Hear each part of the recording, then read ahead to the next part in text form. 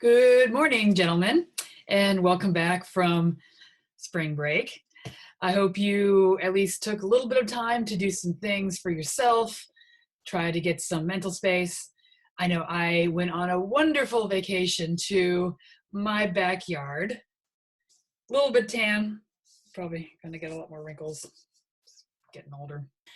So, as you've probably seen from the email that just came out from President Courier, as I was hoping against, but still suspecting, we will not be, by order of the Archdiocese, we will not be reconvening for the rest of the year. I know it really sucks and it's really frustrating. And as the seniors especially, it sucks. There's nothing else to say about it, and I'm sorry. Right now, though, there are some benefits to this in terms of how we're going to try to finish things up. I've been working with a lot of the other teachers and administrators and trying to figure out best practices for all of this. And the main best practice that we all decided on is there will not be any final exams for this semester.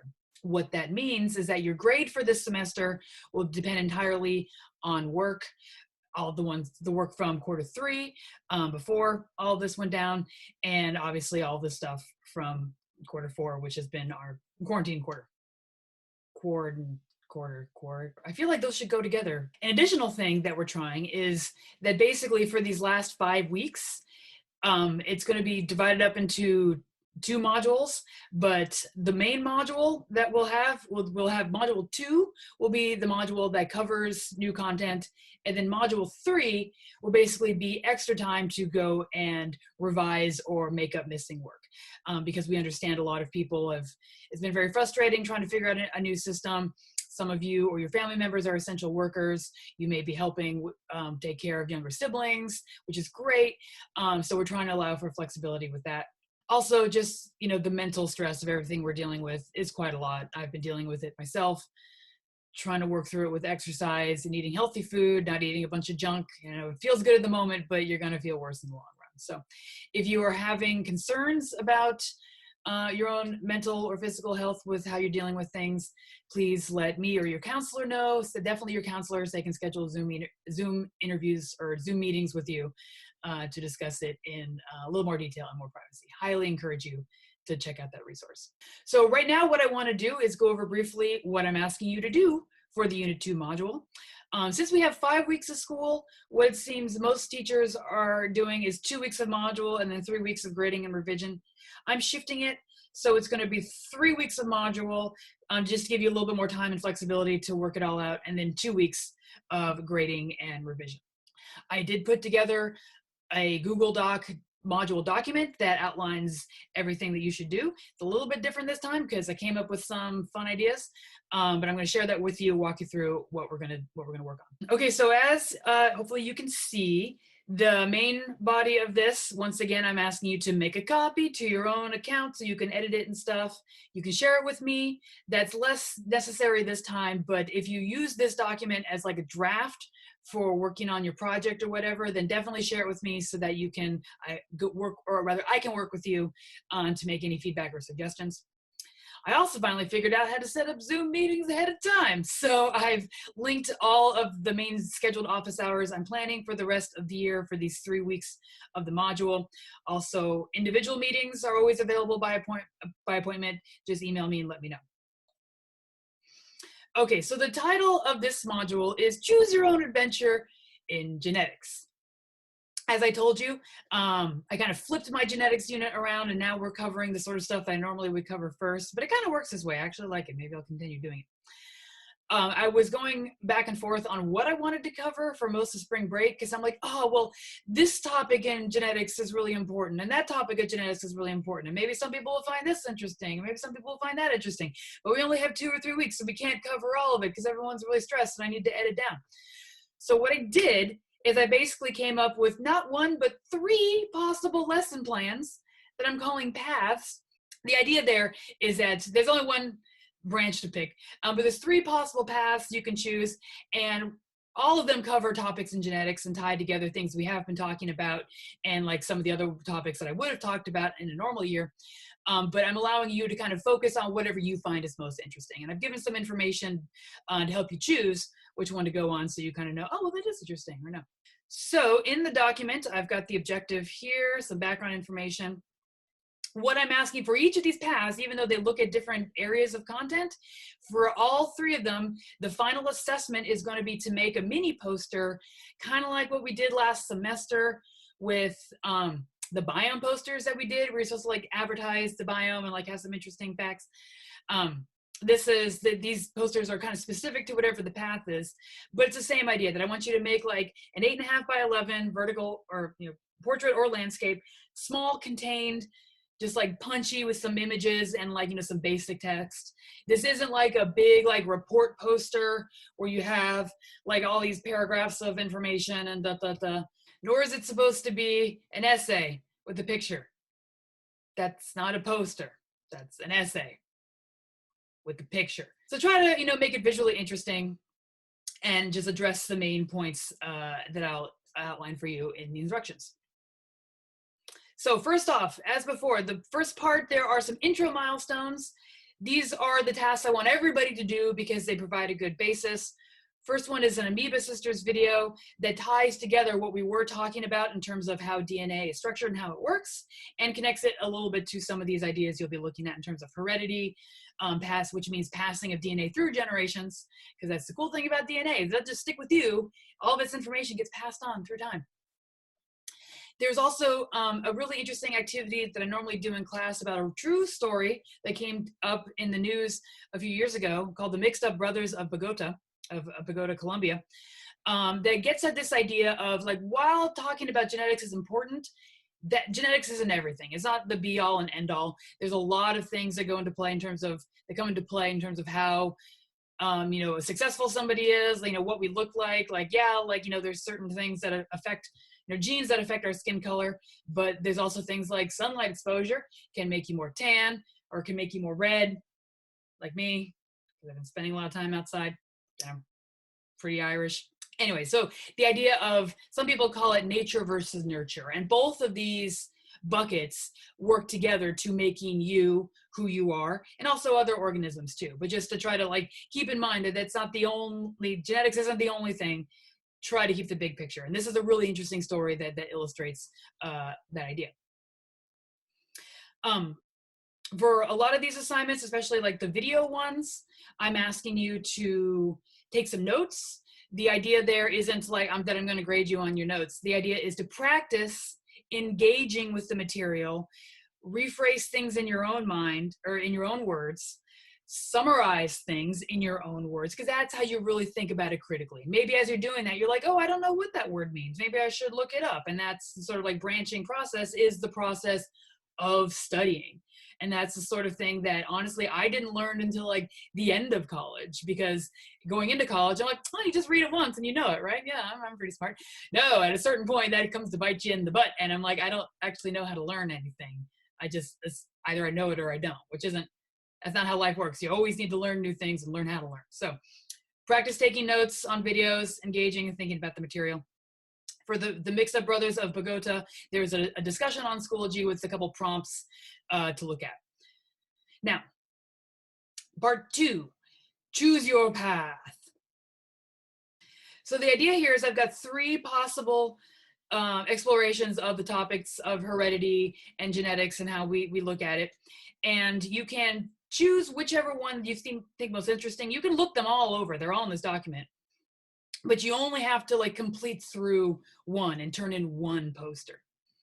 Path option 1, I've entitled, What Comes From Within, Human Genetic Conditions. So obviously right now we're talking a lot about diseases caused by bacteria and viruses, but there's also certain human diseases that are caused by our own genetics. I've talked already about cystic fibrosis a couple times. That's one that's unfortunately still very common. There's a lot of other ones too. So this will look at those in a little bit more detail, and also explore the idea of like tracing human genetic conditions through families, through family trees, special type of family tree called a pedigree, and understanding like what they are and like what we can do about them. Path number 2, which I've titled, Why sex though?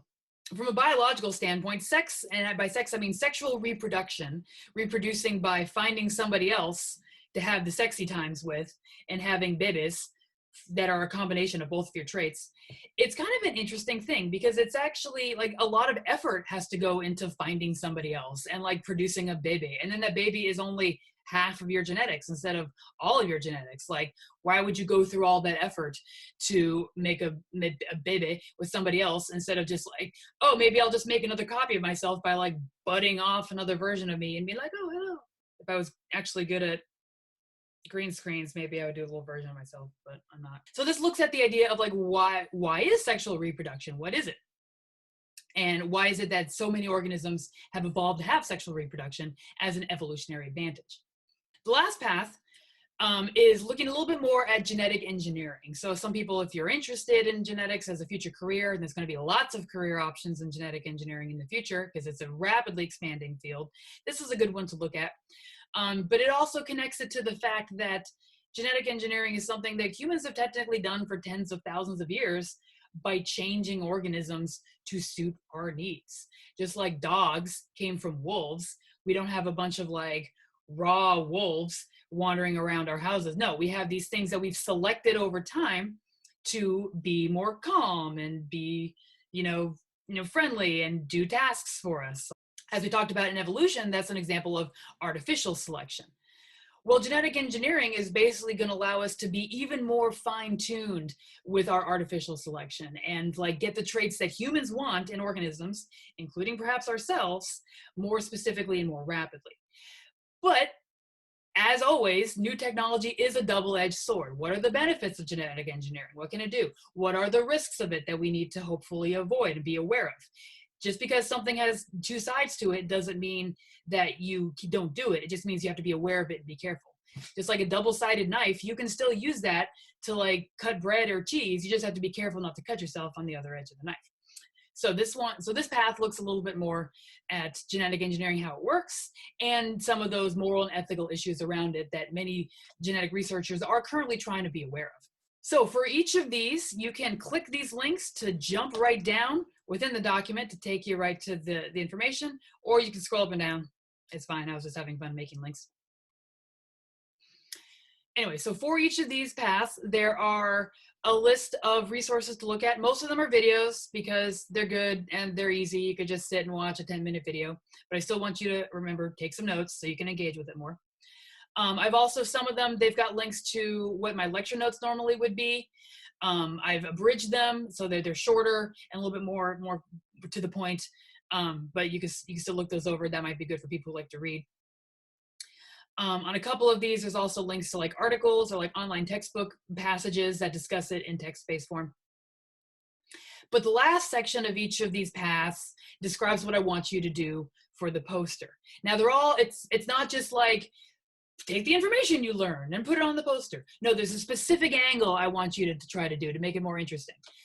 So for the path 1 about human genetic conditions poster, what I want you to do is research a little bit more about one of these common genetic conditions and make an informational poster about that one that you chose. And the idea there is you want to give information to somebody who may have had this in their family or have a risk of having passing it on to their kids because maybe they had like an ancestor that had it and they're like, do I still have the gene in my family? Yeah, maybe you do.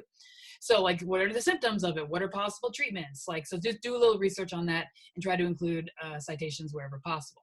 For the poster about sexual reproduction, this is the one I like the most. I'm really pleased with what I came up with.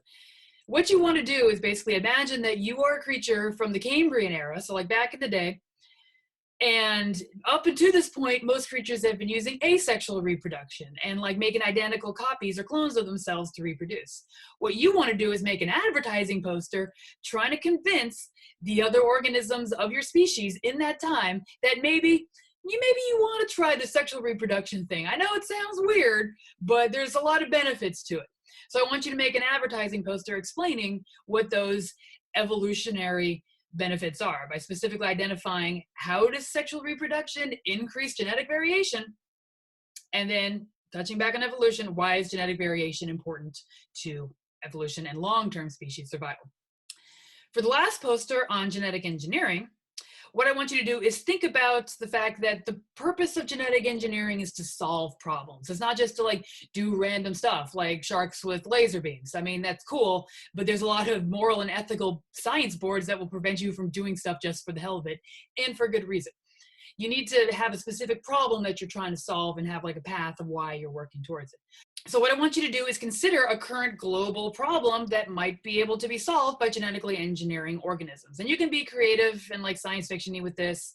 What I recommend you think about are things like current problems in agriculture, food security, which is related to agriculture, biodiversity, climate change, disease resistance, or things like, fuel production, like more efficient fuel production. Like, I don't know, be creative with it. And then what I want you to do is in this poster, advertise how genetic engineering might be able to solve this specific problem. But what I want you to do is when you make this poster, also briefly identify, because people are going to look at it and be like, okay, well, you say you're going to breed plants to, like food, like, I don't know, what's a good food plant? I've been eating a lot of cabbages. So I'm going to breed cabbage so that it reproduces more often, which creates more food. But what if the genetically engineered cabbage overpopulates and everything just becomes cabbage and it's just cabbages all the way down? Well, you're going to be like, I know you're worried about that, but no, here's what we're going to do. We're going to like make sure that we keep these genetically engineered cabbages secure, and that there's also a gene for them that keeps them from reproducing too much, that like after a certain point, if they don't get harvested, they'll just die. So they won't take over the world and we'll be up to our elbows in cabbages. So anyway, this one is a little bit more, fun and creative. But the idea, again, is to think about specifically this idea of genetic engineering is used to solve problems. And just because there might be challenges isn't bad. The point is to think about those problems ahead of time and then try to like account for them.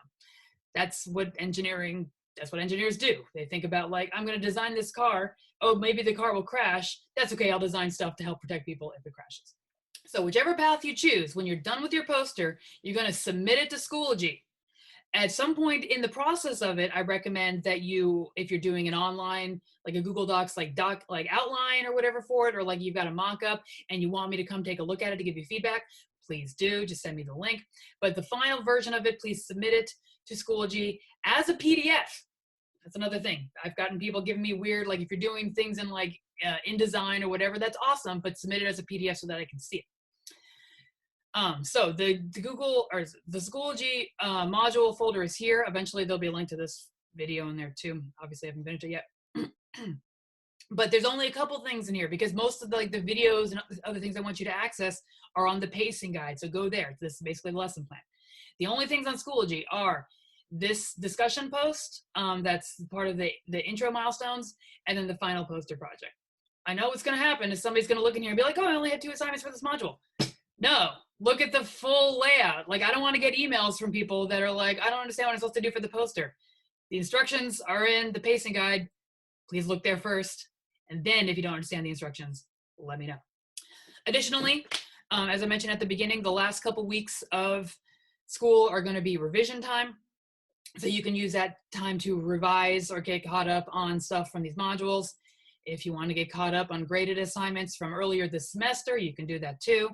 However, you cannot make up work from last semester because last semester's grade is done, and that's a grade that's on your report card. This isn't an end of year cumulative grade. You get a semester grade for fall semester and a semester grade for spring semester. So anything after unit 5 is the stuff that you should be looking at if you want to go back and revise. So that's my lesson plan idea for this module. Check it out. I'm pretty excited to see what people come up with.